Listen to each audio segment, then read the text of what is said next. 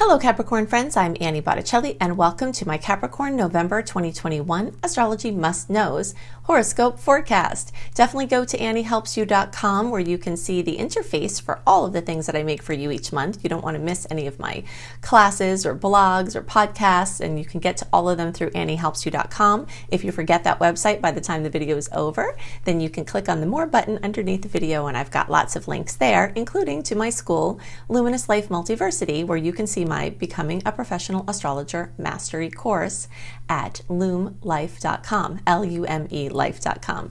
If you think I go into a lot of details in the horoscopes, you should see what I go into in that course, so you can check that out there.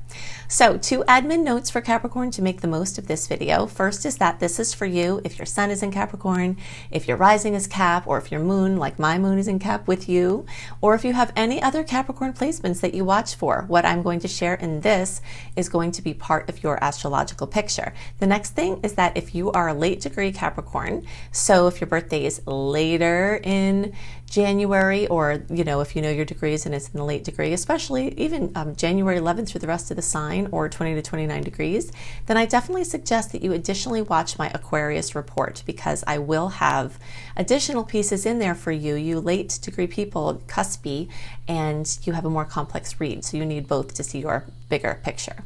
Okay, so what do we have going on this month? The first must know is that November is one of my favorite months of the whole year, and I'm going to point out some reasons why as we move along here. One of the biggest reasons why is that we're in the open window. I always talk about how the windows for launches and new things and clarity and pushing forward and agreements and contracts and moves and investments and just anything big that we have to do, putting our, launching new businesses, making big decisions, anything like that. Whenever the tide is going out, that sets those type of boats afloat in a better way. Just imagine the tide is coming in. If you're trying to push something out to sea, it's not going to go out as far. And so we're now moving into a period of time where those stars are open. So I've got some visuals here that... Okay, so first we've got the list here. The first thing we're going to talk about is this open window. Now, the whole month of November is full of possibilities for moving forward and for the things we're about to discuss. But there's a special window from around the 3rd or 4th of November through the 17th, and that is wedged beautifully between the post-Mercury retrograde transit that ended November 3rd, and the pre-Venus retrograde shadow transit that starts November 18th. So the most energy of tides going out are between these dates of the 3rd or 4th and 17th. And so let's look at this for a second here. So, okay, so we've got November 3rd, Mercury is clear. We had this whole month of October was very much in retrograde, and towards the end, that Mercury started to wear off, and now here we are, Mercury's fully clear, but then Venus starts its shadow, and it gets deeper and deeper as the month goes on until we go retrograde in Venus around the 19th of December, and that is retrograde until the end of January, and that post-Venus retrograde shadow doesn't end until the beginning of March. So we're in for a long haul with the ruler of love, beauty, money, design, and this rules so many things in our lives. You do not want to be uninformed about this. And so I have, if you go to anniehelpsyou.com or just search online for Annie Botticelli Venus retrograde, you'll find my video that is very short but very content rich to give you the heads up of the things you want to avoid during Venus retrograde. And you want to watch that video now, because you might not want to do some of the things before Venus goes in retrograde if you knew that you're intending to do them, or that it's kind of pending. So the better educated you are early, the more. And you've got this beautiful window here. So here's a nice review just to understand these energies more. Okay, so October is pretty much all of this stuff. Now November, we're in the direct energy, and there's a big difference. So this whole month, the launches, the big decisions, the agreements, the paperwork, the planning for the future, the making plans for this month, moves, anything like that, an initiative, launching your life's work, starting a new business, starting anything new. Then as we get towards the end of November, we start flowing more into this retrograde energy again. And October was very full of this as well. So you've got a magical window here, and you want to make the most of it. Okay, so the next thing that I want to talk about has to do with the fact that we finally have more sweet aspects than salty ones this month. We haven't had that happen since May. So June, July, August, September, October, we had more salty aspects, the difficult, challenging ones. And some of them were by a landslide. So this is a nice, refreshing pick-me-up here. And you'll definitely be feeling that. And there's also, I put 7, but there's really 9. There's a 9-star aspect pileup between November 26th and November 30th. If you want to know all of the dates of all of the aspects in the whole month, what they are, what they can mean for you, definitely go to anniehelpsyou.com and sign up for my free email newsletter, because I give you a full written write-up 1 month ahead. But for our purposes here, just star on your calendar November 26th through 30th, when we have this amazing abundance of sweet aspects. It's very rare to have so many nice aspects that are not interrupted by salty ones. Okay, so we've got a beautiful lineup there. All right, so now we're going to talk about the planets moving through Scorpio and Sagittarius and Venus moving into your sign Capricorn by looking at the charts. All right, so I'm going to use this early degree chart, but everything we're going to talk about is true for all early, middle, and late degree placements unless I otherwise tell you. And if there is something different, I'll show you in the chart why. So the first thing I want to talk about is that we still have a lot of energy in Scorpio. And for Capricorns, this is a really good thing, because the Scorpio energy makes a 60-degree angle between Scorpio and Capricorn. And 60-degree angle is the angle of opportunity. I always call those the ingredients on the counter angle, which means that somebody shows up and gives you ingredients to make something, but you actually have to make something with it. And Capricorns are very good at that, right? Of all of the people in the zodiac, Capricorns are very, very ambitious. I have my moon and Venus in Capricorn, and both of them are in or near the sign or the house of Capricorn. So I have a lot of this in myself, and I know how we are. So just so you know, opportunities are going to come. Some of them will be very obvious, but some of them you might have to be looking with the eyes of, hey, could this be an opportunity? Could this be an opportunity? And then do something with it. And fortunately, this is happening at a time where it's also a great time to do something with it. Okay, so any opportunities that come to you are going to have great energy to activate.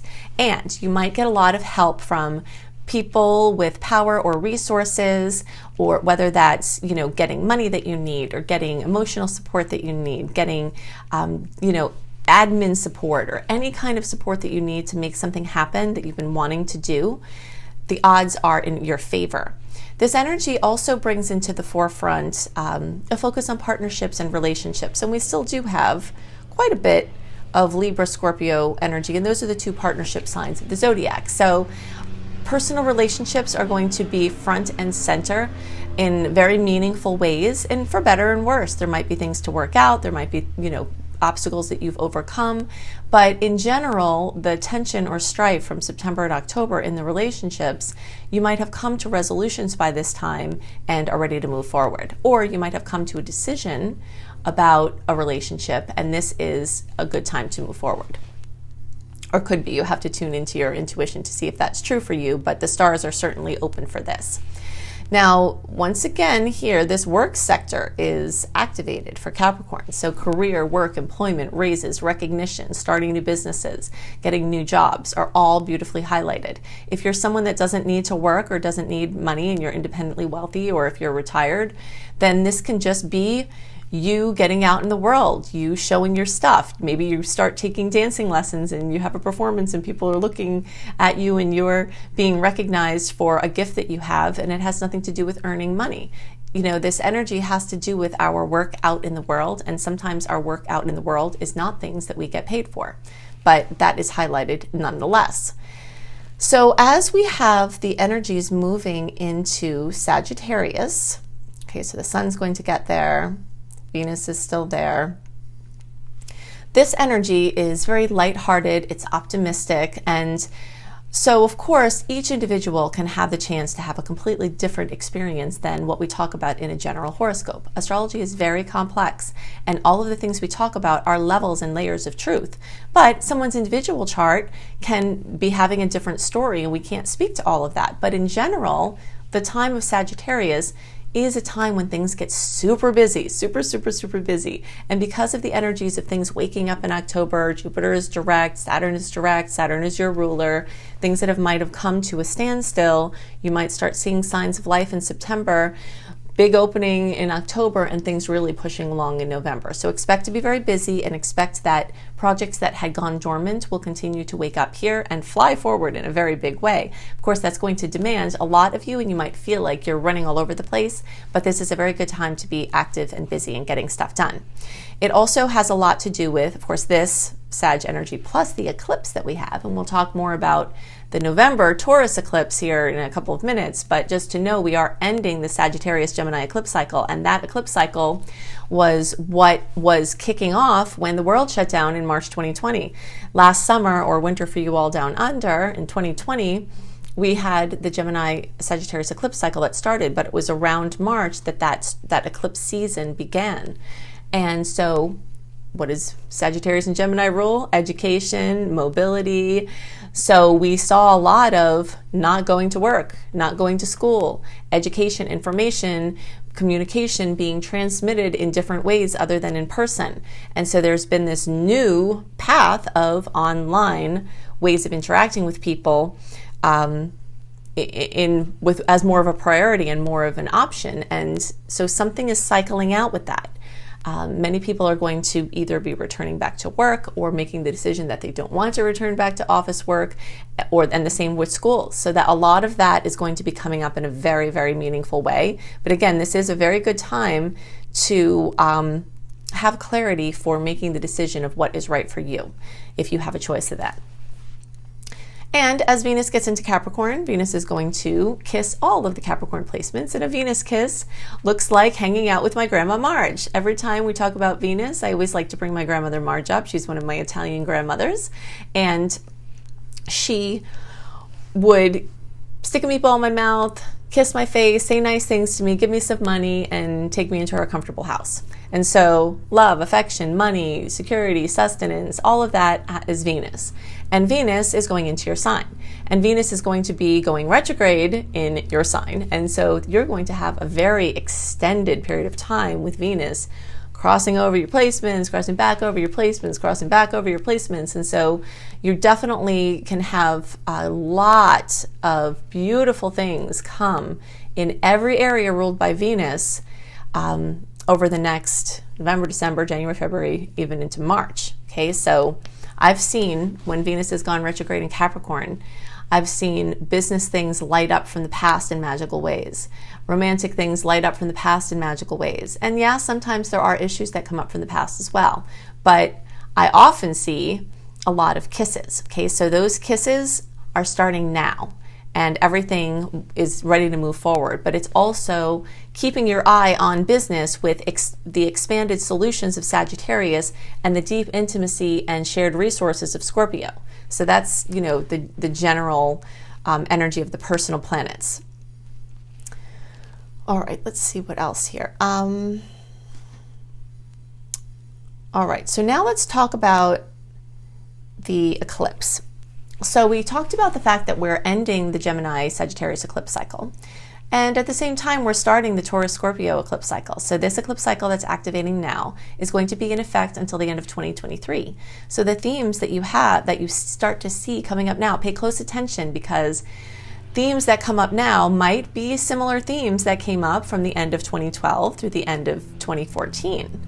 It doesn't mean if something terrible happened in that time. This is a common question that I get. It doesn't mean if something terrible happened in that time that that's going to happen again, per se, okay? What it means is that there are themes that are coming up to work with that were similar then. In some cases, there were lessons that had to be learned in the last time, and if we learned them, then when this time around, we might make different decisions, which might make different outcomes. But if you think about what went on in those times, you'll start to see some similarities between now, the end of 2021, through the end of 2023. And we'll talk about what the areas of life where some of those themes are going to be here in a couple of minutes.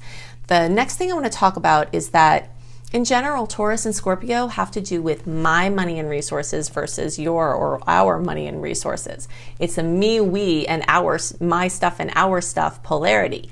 So we'll continue to see on the individual level, the community level, the global level, the reshuffling of resources and the financial systems and the food systems and switching around of different agricultural things because of different weather, global warming related types of crops, and a lot of things are going to go on with money, and a lot of things are going to go on in the arena of how people are viewing their personal expenditure of resources. So the gathering of resources, the expenditure of resources, the sharing of resources are all going to become very relevant for you as an individual, like in your house with your family, and also in the world. So that's a big piece that's coming up. Now for Capricorns, this eclipse, and actually let's just go back and talk about the dates and look at this. So we're talking about on November 19th, this lunar eclipse at 27 degrees of Taurus. This is the first in the series. Now you might be noticing, what does Taurus have in common with Capricorn? They're both earth signs, which means that this eclipse and this whole eclipse cycle is actually in a friendly angle to your Capricorn placement. So that can be very helpful with how you experience that. And so this is a chance for extra blessings for Capricorns and extra ease in the transitions for Capricorns, especially those of you towards the end of the sign. The closer you are to 27 degrees, we'll just say all the late degree people. So if your birthday is from around January 11th through the rest of the sign, and the later in January or the closer to 27 degrees, the more of the positive impact you'll get from this eclipse, okay? So now let's look at some of the where it's happening. Okay, so for early degree friends, this is where we're going to just differentiate out a little bit. That eclipse is happening in the 5th house. We'll talk about what this means in a minute. Now, from the whole house perspective, all Capricorns are going to have the potential energies of the eclipse in the 5th house, okay? From the Placidus perspective, the energy shifts back in the chart. So when we get to the middle degree chart, now the eclipse is on the line here between the 4th and 5th house, and depending on your exact degree, it's going to be in one or the other, but it's going to be close enough to either and both that you could manifest in the 4th or 5th house. All right, and the same thing for the late degree people. Even though it's very likely that that eclipse is actually going to be in the 4th house for you all, it's close enough to the 5th that you may see manifestations. Okay, so I did do a whole special series. You can go to Annie Botticelli, click on my YouTube page, scroll down and see my eclipse playlist for more details, but I am going to hit some highlights about which eclipse energies are relevant for you, okay? So I suggest that all Caps watch my eclipse in Taurus video, watch my eclipses in Sagittarius video, because the December eclipse is in Sagittarius. The November eclipse is in Taurus. I will talk about where the Sagittarius eclipse is for you in the December report. I also suggest that all Caps watch my eclipses in Leo / the 5th house. Now, if you're a January born Cap, I also suggest you watch my eclipses in Cancer or 4th house. Okay, so what does all this mean? We talked a little bit about what the types of changes are that can happen. Now, eclipses can bring radical new beginnings, new trajectory shifts where you're going in this direction, then all of a sudden, wow, I guess we're going here. It can also bring major endings, and some of those endings are not things that we want. But this is a time, eclipse time is a time where we see that scientific principle that energy is not created, neither created nor destroyed, it simply changes form. So energy is taken from one place and there's this big hole of energy, but then something comes in and fills that hole of energy with the new thing. Sometimes the new thing comes in before the old thing goes. Sometimes the old thing goes and you're waiting saying, gosh, the space is here, when is the new thing going to come? But it will come. And these are the areas that you're likely to see it. Finances, teaching, learning, education, international business, international travel, immigration, speaking, writing, spiritual churches, things like that, adventure, and even your perspective. Eclipses in Sagittarius can often change how we view things. So you might have seen the world through this certain lens, And now you're seeing it through a completely different lens because of something that goes on or an awareness that you have. Now, specifically for Cap placements, the eclipses in the 5th house, and I do go into more details of this in this eclipse specific videos. I'm just hitting the highlights here, but pregnancies, having children, anything notable, land milestones with children, yours, your own or others, projects involving children, your creative babies, anything like that, your hobbies, learning a new hobby, and hidden talents can be revealed. Whenever there's an eclipse or energy in the 5th house, the odds of hidden talents coming up, where you could your whole life go and not know that you have a gift in a certain area. And the way you would explore this would be by saying yes to some things that someone says, hey, do you want to take a salsa lesson? Or, hey, do you want to go take this painting class? Or something comes up, or that it's something you've been wanting to do and you actively look for a way to work with your hobbies. You might have a lot of blessings that come from that. And this is also a bucket list house. I don't have that on here, but where some things that you've been wanting to do for a really long time might actually come to pass at this time with this eclipse energy, and stepping into leadership and being seen. And those of you who have work in the fields of any of the things we talked about already with the Taurus things and the Sagittarius things, or actors, models, fashionistas, anyone who's out in front of people, singers, athletes, anything that you do where people are looking at you and you are sort of the center of attention, this energy is very supportive to those lines of work. And if you're trying to get your hobbies out there and turn it into work, this is also great for that. Now, those of you who are January born Caps, you are also having an increased chance that real estate, homes, housing, moving, sales, purchases, occupants in your house, rentals, anything like that, your ancestry, genealogy, your childhood psychology is coming into play, big changes there, big exits, big new beginnings, things like that are all coming up in a big way. So in general, this month is just power-packed of possibilities for new beginnings. It is a time when we'll have to say goodbye to some things. We may or may not be ready for those things, but they will come nonetheless. And some of the things might be things that you really want to say goodbye to, because something else that's a major must know about eclipses is that they move, they're connected to the North and South Node. And the North and South Node in astrology are so important because the North Node is our highest expression this lifetime. The South Node is our karma, or what we came in with, and the lessons we're supposed to learn, and the gifts that we have from either our ancestries or wherever we get our gifts from our previous lives. Whatever your belief system is, whatever you come in with is your South Node energy. And the eclipses ride along those points. So they clear out karma, they clear out patterning, they give us opportunities to clear out old ways of being and to step into the new way, into a higher expression, into our highest destiny.